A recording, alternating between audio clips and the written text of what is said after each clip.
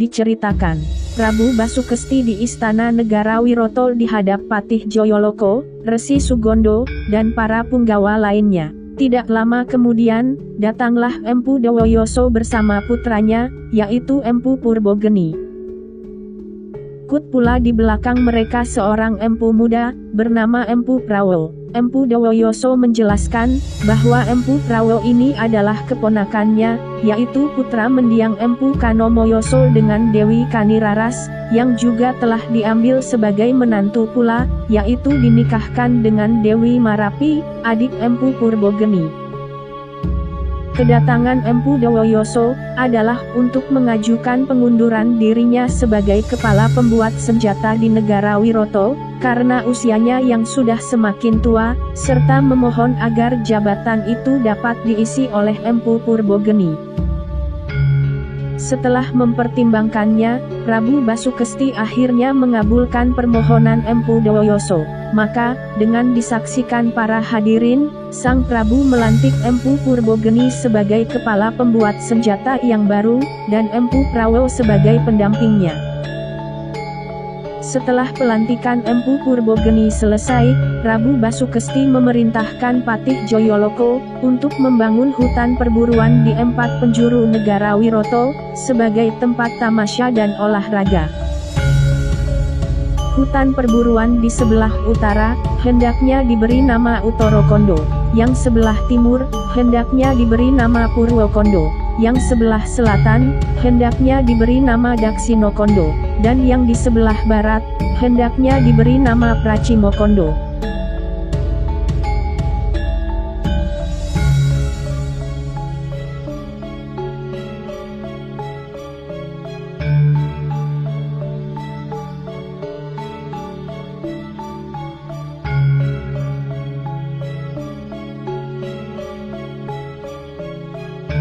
Patih Jayaloko dan para punggawa kemudian berangkat, melaksanakan perintah Prabu Basukesti. Mereka menebang pepohonan yang dianggap tidak perlu, serta menangkapi hewan-hewan untuk kepentingan Prabu Basukesti berburu kelak.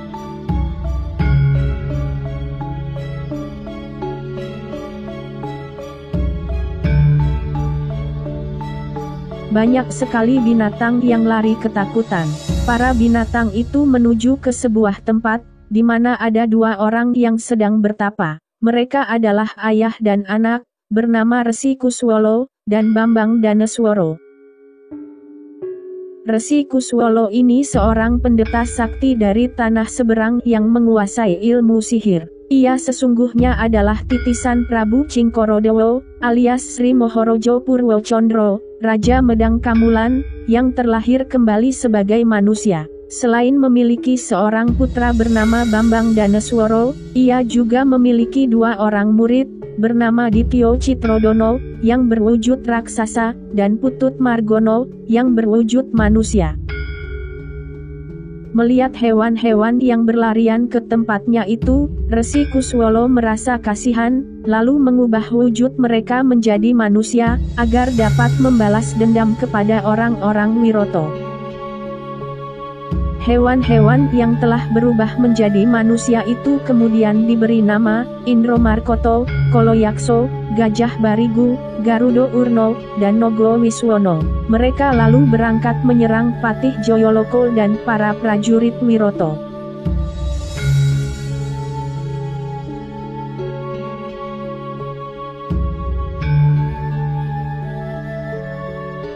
Terjadilah pertempuran sengit di dalam hutan itu. Karena jumlah orang-orang Wiroto jauh lebih banyak, Resi Kuswolo kemudian mengajak para pengikutnya itu agar mundur menyelamatkan diri.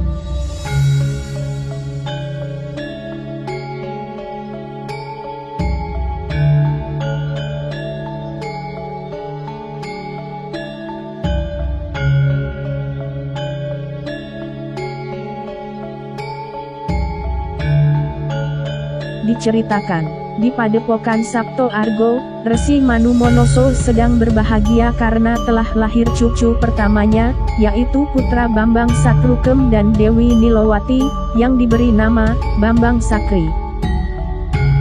Putut Supolowo dan Janggan Smaro diperintahkan untuk membagi-bagikan derma kepada masyarakat pedesaan di sekitar Gunung Sapto Argo, sebagai ungkapan rasa syukur Resi Manumonoso.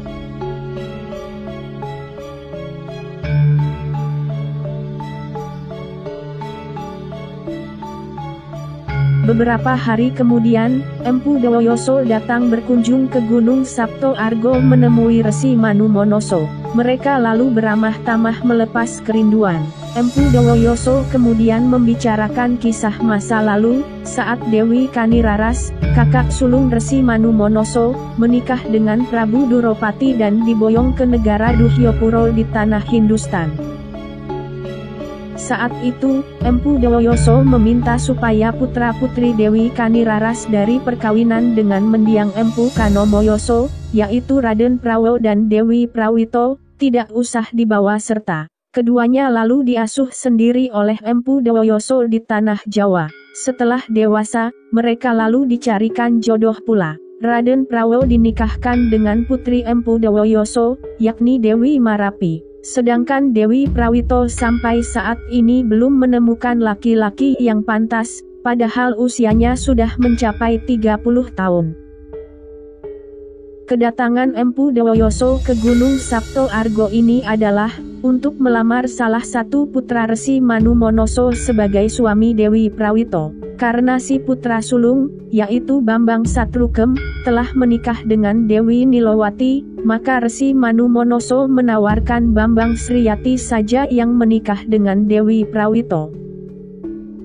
Empu Dawoyoso menerima tawaran itu dengan senang hati. Bambang Sriyati sendiri juga menyatakan bersedia menikah dengan Dewi Prawito, meskipun calon istrinya itu berusia 10 tahun lebih tua daripada dirinya. Setelah persiapan dirasa cukup, Resi Manumonoso lalu merestui kepergian Bambang Sriyati bersama Empu Dawoyoso. Ia juga memerintahkan si putra bungsu, yaitu Bambang Manumodawo, agar ikut mengantarkan kepergian kakaknya menuju negara Wiroto.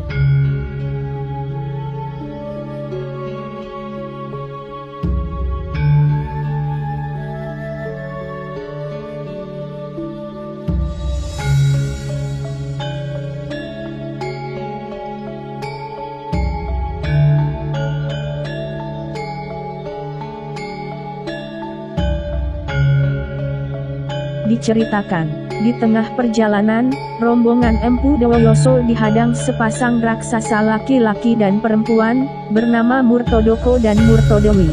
Raksasa dan raksasi itu berniat menangkap Bambang Sriyati untuk dijadikan mangsa. Bambang Manumodawo segera maju untuk melindungi sang kakak dari ancaman raksasa dan raksasi tersebut. Terjadilah pertarungan sengit di antara mereka. Bambang Manumodawo lama-lama merasa terdesak.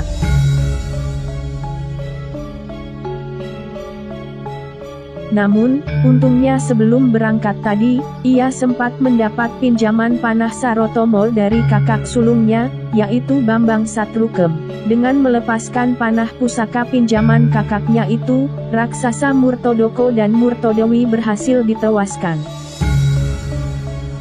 Secara ajaib, mayat raksasa dan raksasi itu musnah, kemudian berubah menjadi bidadara dan bidadari, bernama Batoro Ardono dan Batari Ardini. Keduanya berterima kasih kepada Bambang Manumodawo, yang telah membebaskan diri mereka dari kutukan, serta memohon untuk diterima mengabdi.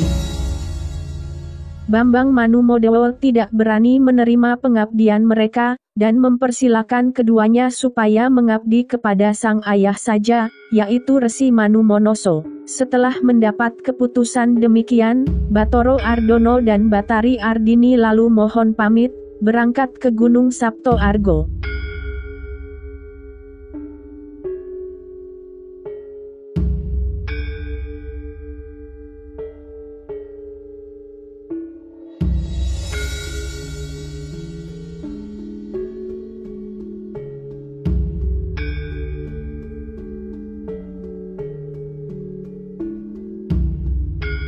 Kocap Kacarito, rombongan Empu Dawoyoso telah sampai di Istana Negara Wiroto. Prabu Basukesti ikut bersukacita mendengar rencana pernikahan antara Dewi Prawito dengan Bambang Sriyati. Ia lalu memberikan sumbangan besar dan mempersilakan pernikahan itu agar diselenggarakan di rumah Patih Joyoloko saja, karena lebih besar daripada rumah Empu Dawoyoso.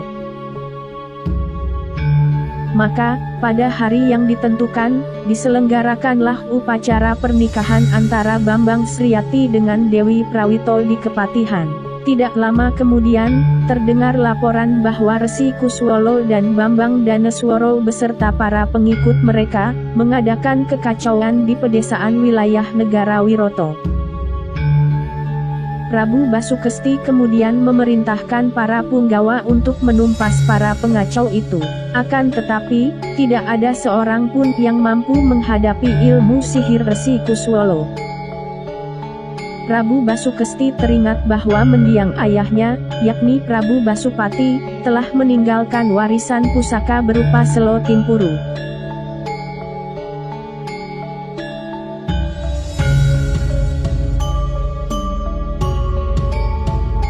Dengan bersenjatakan batu sakti Selo Timpuru, Prabu Basukesti berangkat menuju medan pertempuran dan berhasil membunuh Resi Kuswolo. Melihat ayahnya tewas, Bambang Danesworo ketakutan dan melarikan diri, beserta sisa-sisa pengikutnya yang masih hidup.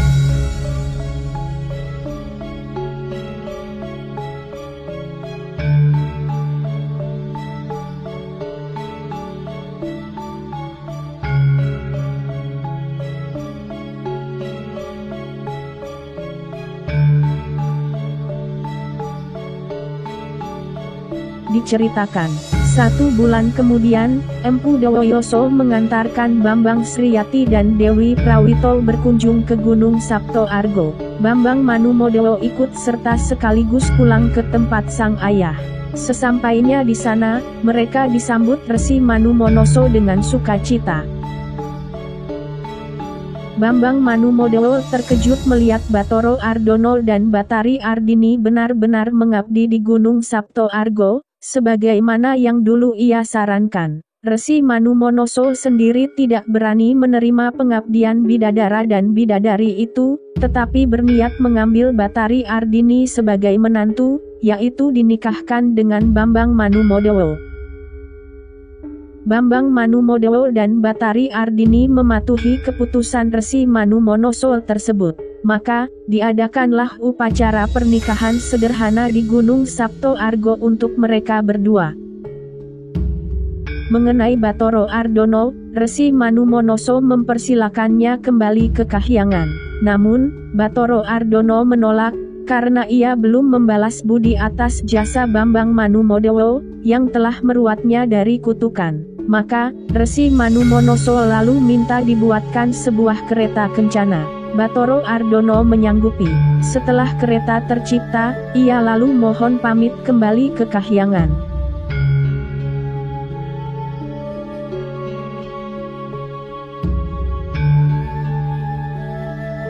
Diceritakan, setelah beberapa waktu tinggal di Gunung Sabto Argo, Empu Dawoyoso mohon pamit kepada Resi Manumonoso, untuk pulang ke negara Wiroto. Ia juga memintakan izin untuk Bambang Sriyati dan Dewi Prawito, agar mereka hidup berumah tangga di kota Wiroto saja. Bambang Sriyati sendiri juga ingin mengabdi kepada Prabu Basukesti, sebagai punggawa negara. Resi Manumonoso mengabulkan permohonan izin putranya itu. Ia lalu memberikan sejumlah nasihat kepada Bambang Sriyati, sebagai bekalnya mengabdi kelak.